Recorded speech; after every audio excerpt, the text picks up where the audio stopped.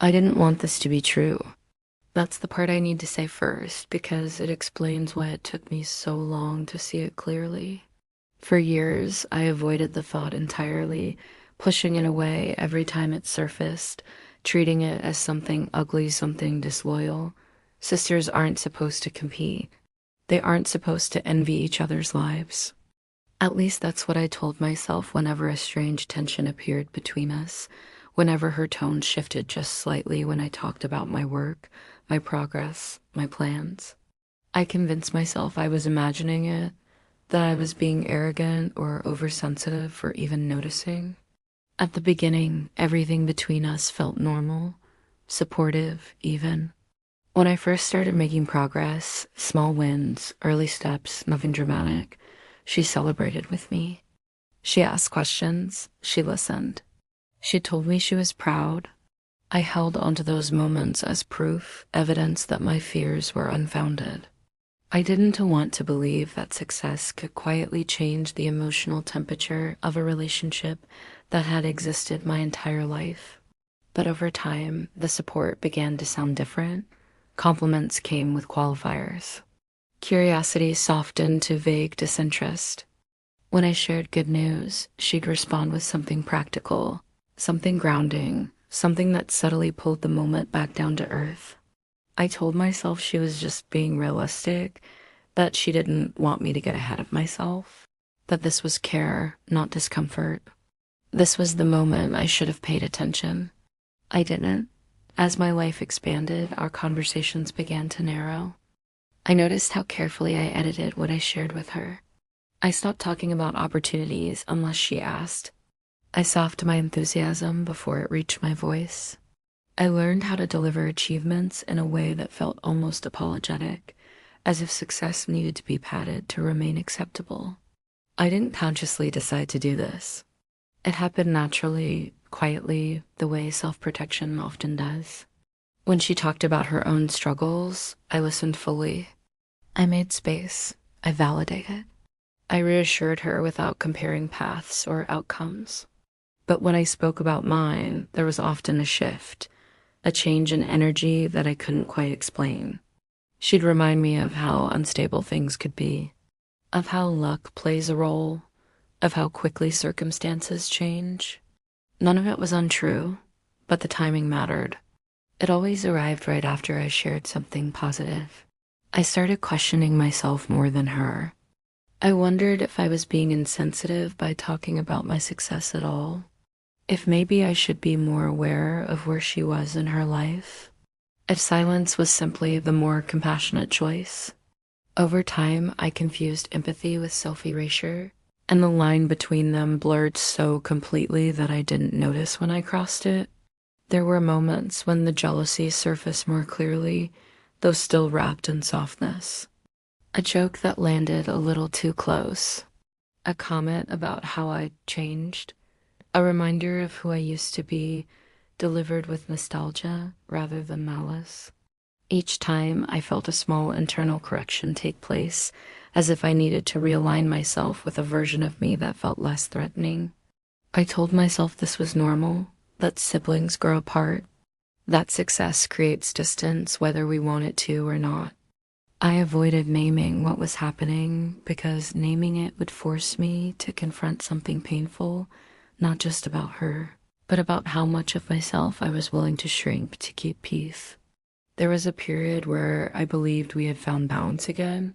I pulled back, shared less, focused conversations on neutral ground, and in response, the tension eased. She seemed lighter, more engaged, more herself. I took this as confirmation that I had been the problem all along, that moderation was the solution.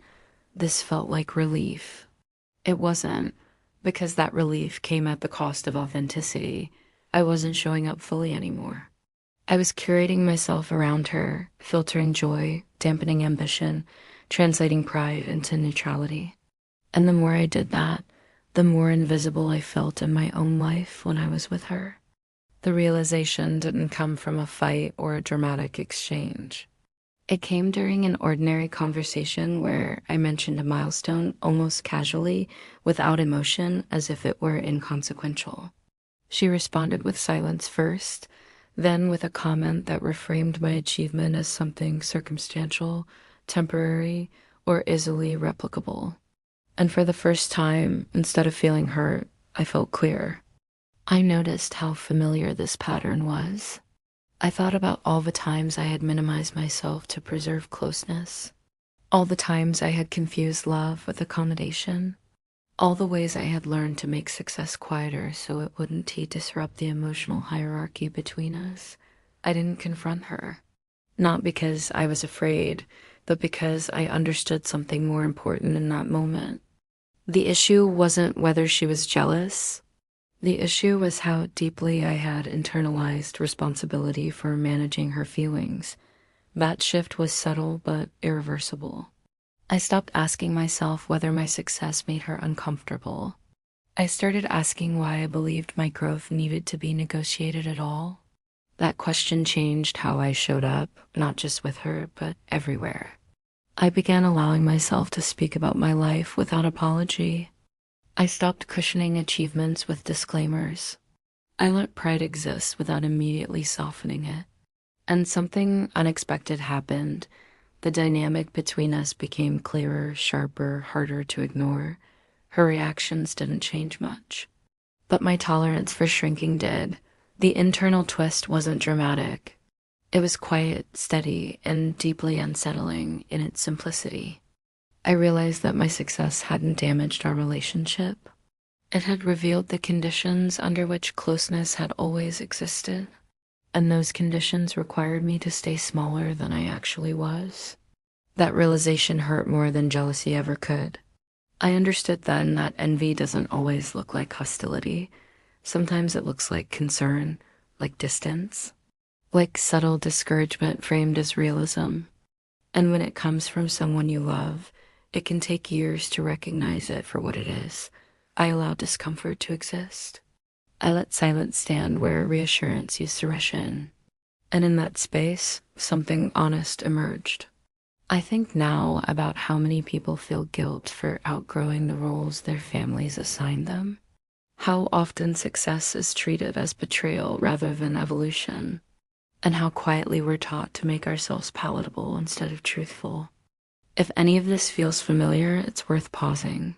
Not to judge, not to accuse, but to notice. Growth doesn't require permission, even when it changes the emotional balance of our closest relationships. I've shared this reflection because recognizing these patterns changed how I relate to my own life and ambition. If you want a gentle guide to understanding your relational patterns, internal boundaries, and self-trust, this ebook can support that process. You can download the ebook in the description. The link is in the description. And I'll leave you with this question: who did you learn to become smaller for, and what happens if you stop?